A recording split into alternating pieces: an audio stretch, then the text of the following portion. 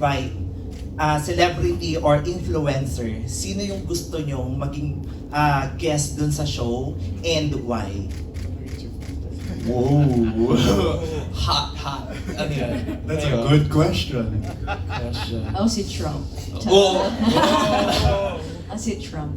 I mean, obviously, we're very much open to everyone to guest on the show, no matter what party or ano pa yan, what belief. One of the challenges nga, sorry, babalik ako sa question na yun. Naalala ko lang kasi ngayon din sa question na yun. Isa sa mga challenges na that day na na-realize ko with the show is that kumari sa debates, di ba? I never really formally debated nung bata ako. Pero nung nag-debate kami, may mga chances na mabibigay sa yung faction or yung side na you don't really agree with. And lalo dito sa show na to, di ba? May madami mga topics na syempre may personal biases tayo, preferences and principles, all that. Pero we want to be objective with the show. We don't want to show those biases. We want to be open to everybody no matter what the discourse. So yung mga guests, open kami to anybody for sure.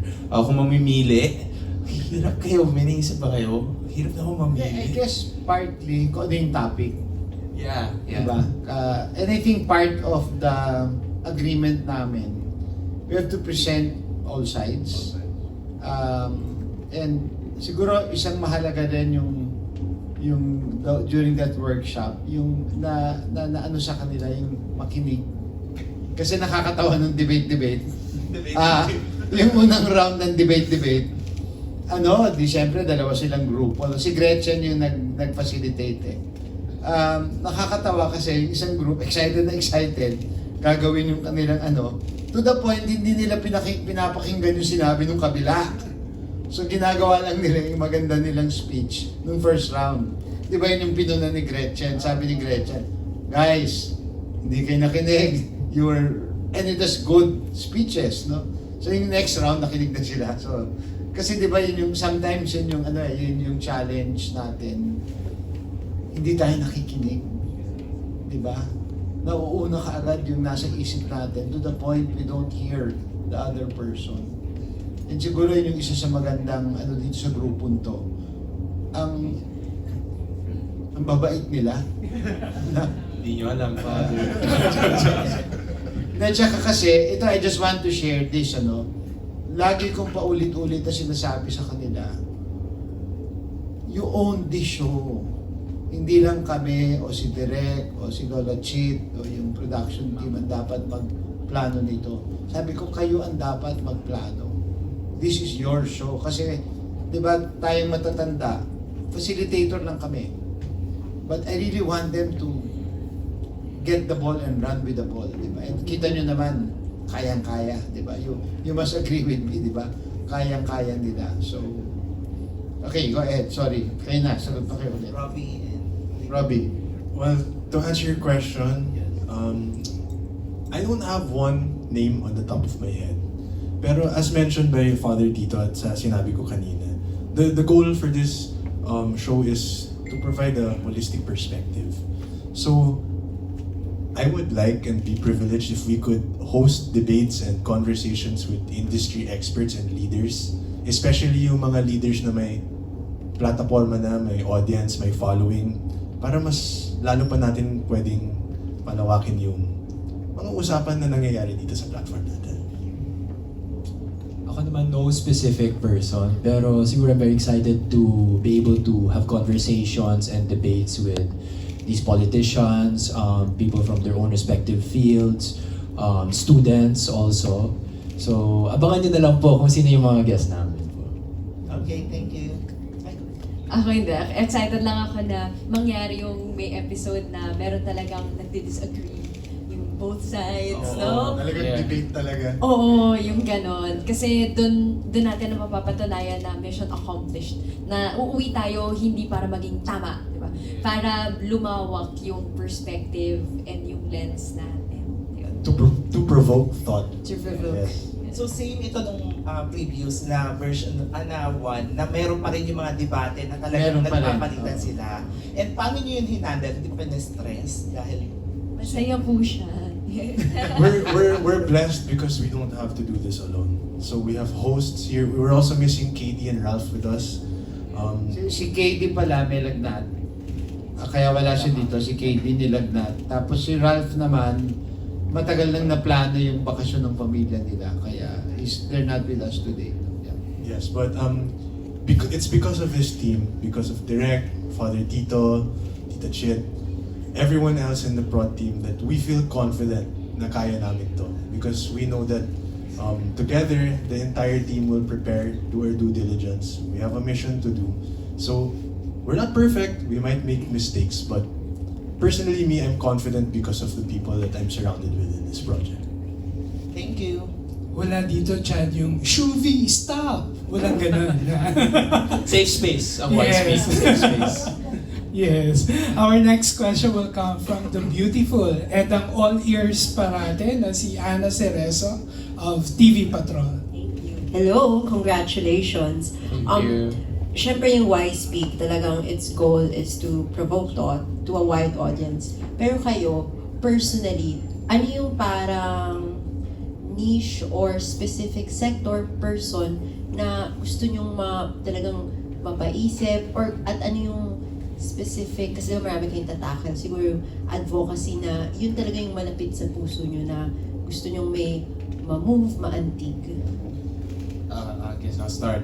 Sa akin, things that I'm really passionate for to advocate for ay mental health awareness and wellness.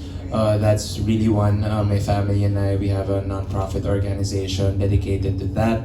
Also, awareness with the autism community, the spectrum community, and safe spaces is one. And also about the struggles ng mga indigenous peoples natin is something that I really want to tackle as well. Thank you, Robbie. For me naman, so my background is, I have a business background. I also come from a political family. So, 6 years old pa lang po ako. Every election year, every other year. Kung may crisis also, bumababa po kami ng dad ko sa grounds. And it was at a young age na naranasan ko at natuto, I learned na the reality that we have here in the Philippines is it's not as good compared to other countries. So my advocacy for the last 3 years has been community development and education, because I believe that we will be able to ascend from poverty as a nation if we develop the minds of our youth. And with this, I'm a member of an NGO called JCI, and it's a wonderful organization.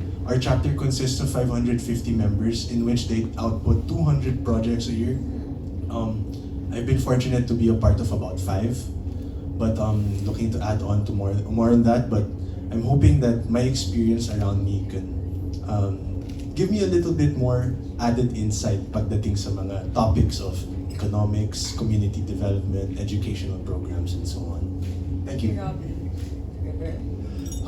So in the show, we'll be tackling a lot of issues nga, a lot of topics. Pero me personally, ako I'm a big advocate nga, like I said kanina, of mental health. Any chance I get to talk about mental health, I will.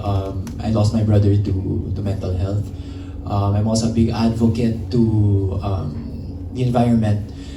Before ako nag-artista, actually yung first business ko, I started cassava, we would sell cassava bags. Para siyang plastic bags, pero much safer for the environment, biodegradable, and but yun nga, I stopped that because I entered showbiz. Pero hopefully with the show, we can go deeper into topics about social enterprises such as yung kay Aya na who are eco-uling which is better for the environment. So those topics, also mental health, if we can also touch on that. And so the people we're trying to move here, syempre, are the youth, and by moving the youth, we'll also be able to also touch the other generations. Thank you. Yes. Salamat sa question. Yung malapit sa puso ko ay yung nabanggit niya, salamat sa pag-mention ng social enterprise ko, Eco-Uling. Kami ay eco-friendly na uling na gawa sa bao, imbes na sa mga punong kahoy.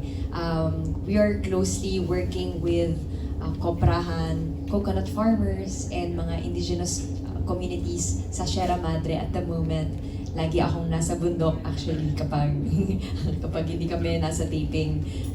Malapit sa puso ko ang community development. In fact, majority of the work that I do ay yun, yung pagpapatakbo ng social enterprise. Malapit sa puso ko yung sustainable livelihoods, ang ating mga magsasaka at yung fair trade on the ground. Fast statistics, di ba? Familiar tayo sa mga tumataas na demand ng mga produkto, pero Stats na tayo, stats. Let's go. Nani. Sorry, sobrang love ko kasi yung mga science and mga nerdy stuff. Pero sige, hindi na. For the benefit of everyone today. Kasi may running time tayo sa venue, ganyan. Tumataas yung mga demand ng mga produkto, pero mahihirap pa rin yung mga pinakamagsasaka na nagkukuha nito. Sadly, kasi sabi mo yung pwedeng manood, karamihan sa kanila alam ko walang TV eh. Kaya parang ang tagal kong iniisip yung isasagot ko. Kasi sila man yung gusto kong makater, wala rin naman silang TV, so hindi ko alam. So una sa lahat, estudyante. Kasi sila yung, tayo na yun ito na yun guys. Pero malapit sa puso ko, yung on the ground sa rural communities. Salamat po. Thank you for your answers. Salamat. Thank you. Thank you, Anna. Our next question will come from another influencer and the owner